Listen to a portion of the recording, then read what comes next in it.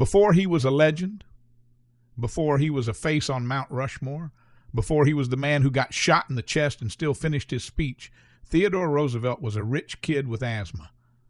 But he didn't stay that way for long. Today, when people talk about Teddy Roosevelt, they talk about the Rough Riders, the Panama Canal, the national parks, the manliest man who ever manned. Theodore Roosevelt lived big. He fought in Cuba, rode with the Rough Riders, hunted big game in Africa, and gave speeches with a bullet in his chest. He believed in strength, in action, in charging forward at full speed, literally and politically. That's the Roosevelt people like to talk about. The cowboy president, the man who gave us the phrase, "speak softly and carry a big stick," the larger-than-life character who reshaped the presidency and in many ways America itself. But the thing that made Roosevelt truly dangerous, the thing that made him a hero to some and a nightmare to others, wasn't his bravado. It was his willingness to go to war with the biggest, richest, and most powerful men in the country, and to win. At the dawn of the 20th century, monopolies controlled entire industries. Railroads set their own rules, oil companies crushed competition, and Wall Street financiers pulled the strings behind it all. These weren't just businesses, they were empires. And Roosevelt, unlike any president before him, was ready to break them. He started with J.P. Morgan. The most powerful banker in America had helped create the Northern Securities Company, a massive railroad trust that controlled transportation across the northern U.S. It was a monopoly, it strangled competition, and it made Morgan and his allies absurdly rich. Past presidents had let these kinds of trusts do whatever they wanted.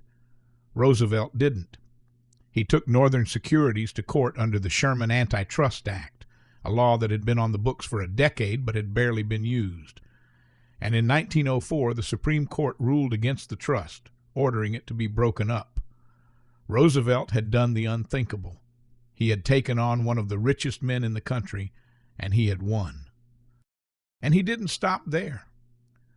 He took on Standard Oil, the beef industry, and dozens of other monopolies, filing nearly 50 antitrust lawsuits during his presidency. He believed that corporations should serve the public good, not the other way around. And he was willing to use the power of the federal government to make that happen. But Roosevelt's fight against big business didn't end when he left office in 1909. If anything, it was just getting started. By 1912, Roosevelt had grown disillusioned with his hand-picked successor, William Howard Taft, whom he saw as too soft on monopolies. So he did something no former president had ever done. He came back for the job, and he made trust-busting his battle cry.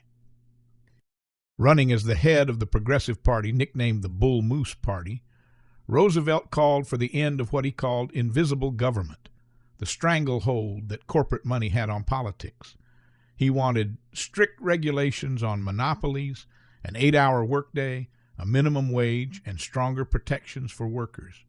It was the most radical platform of any major candidate in modern American history. And it worked, kind of. Roosevelt didn't win, but he did something just as impactful. He split the Republican Party in half. His campaign took so many votes away from Taft that the Democrat Woodrow Wilson won the election. And Wilson, inspired by Roosevelt's crusade, went on to pass some of the strongest antitrust laws in American history. Roosevelt didn't get his second chance at the presidency, but his fight against big business didn't die with his campaign. The trust-busting era he helped launch reshaped American capitalism, forcing corporations to play by rules they had never had to follow before. Today, Roosevelt is remembered for his toughness, his adventures, his grit. But in his time, what made him cool, what made him revolutionary, was his war on the powerful. The belief that no company, no monopoly, no tycoon should ever be bigger than the American people.